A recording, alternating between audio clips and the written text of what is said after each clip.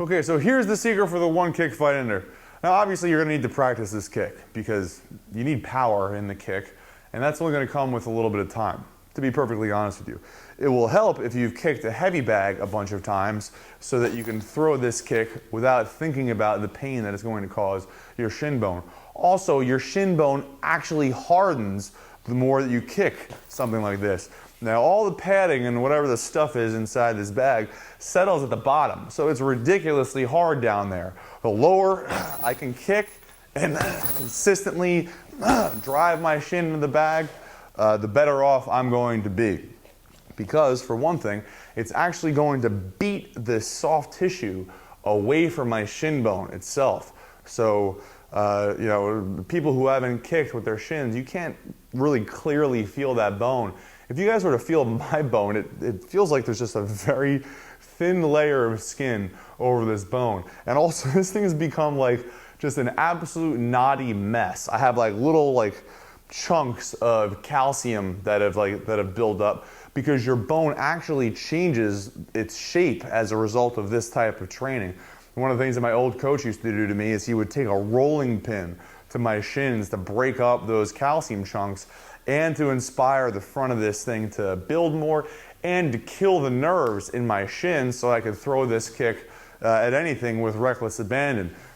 Elbows, kneecaps, that guy blocks me with his shin, whatever, it's all good because I don't even have any nerves. So that's neither here nor there. All that really matters is the exact point of impact where you land this kick on that dude's thigh. Let's take a look at my quadricep muscles. Okay, this is my quadricep muscle. I hope you're impressed because I'm flexing as hard as I can. Oh yeah, that's much better. Anyhow, what I want you to take a look at is this is the outside head of my quadricep muscle. This little kind of teardrop shaped, yeah, you can see the teardrop shape better there. This teardrop shaped guy right here. Now, this thing has one little teeny tiny connection point that you can see right there. So if you're facing my leg, it's like just up and out of my kneecap.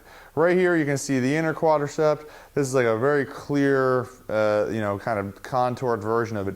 This right here, this little zone, this little teeny tiny attachment point, that is where you want to kick if you want to end the fight in one kick to the leg. Look, this muscle is big and thick and fat and strong right up here. Down here, look, it's just a little teeny tiny attachment. So this thing is not meant to take massive impact, especially not the blunt force trauma that can be caused by hitting with a brutal jagged shin. So if you crush this little attachment point, the fight is over. A lot of times the guy will just collapse to the ground because he physically can't hold his weight up. If you crack that thing with one or two good strikes, you'll find that he can't get away from your attacks anymore, and he can't get anywhere near you because he can't push his weight forward onto that leg in order to attack. So from a technical standpoint, if he just doesn't actually hit the ground, he'll lose the fight because he can't damage you and he can't stop you from doing any damage as well. Not to mention, if he doesn't know how to defend that, which you've kind of already proven, you can just kick it a couple more times and he will hit the ground. So if you kick somebody with this thing, it's either going to send him to the ground or it'll make him quit. Both of those scenarios are you winning the fight, and that's what we're here for.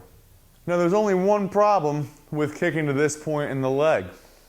It happens to be very, very close to my kneecap, which is a really hard protective object, for me, and that's certainly something that would hurt you to kick.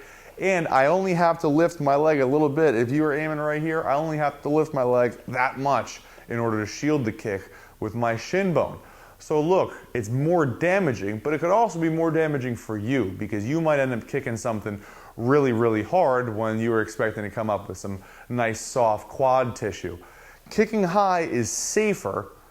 You're not going to do as much damage as kicking low, so that's the perpetual trade-off. Nothing is ever free in the sport of fighting. If you're going for it and you're going for it big, it's probably going to be putting you at risk to some degree. What I say you do is kick low on heavy bags, kick hard, take rolling pins to your shins, smack your shins with wine bottles. Actually, technically, don't try any of this stuff at home. This is a hypothetical recommendation. don't really do this stuff. If you deaden all the nerves in your shins and even kind of down towards your ankle and on the tops of your feet in the case that you accidentally hit somebody with those, then you don't have to worry about whether or not you hit somebody's kneecap or whether or not they shield your kick. If they shield your kick, whatever, kick them in the shin again to let them know that it doesn't even bother you. That's kind of my style of fighting. Build brutal weapons that can't be taken away from you and then throw them recklessly at your targets, and you'll find that the amount of damage you do ends fights really, really quickly.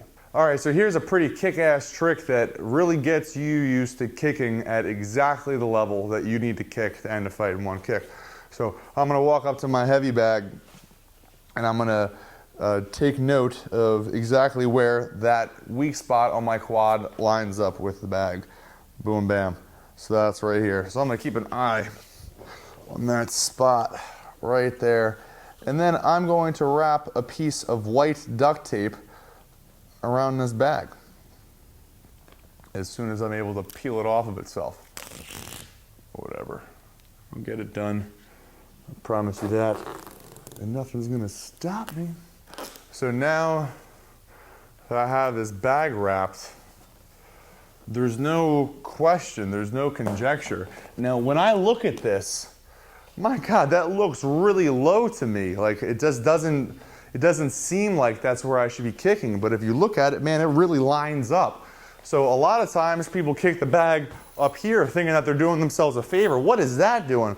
That's like right on my hip bone. That's actually not gonna hurt at all. That's one of the few spots where you can kick me and I'll probably be completely unaffected. So if I now have this little white mark, I can be very honest with myself about the level that I need to be kicking whenever I'm throwing my roundhouse.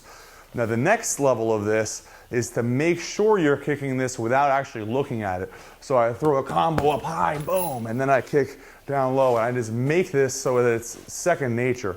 I don't want to have to sit there and look at that guy's thigh to line up where my kick is going, because then he's going to see it coming. I would much rather like just face mush somebody, just like, look up here, boom, and then I lay my kick in low, and then he screams and hollers in pain, and I laugh at him and I walk away because now the fight is over.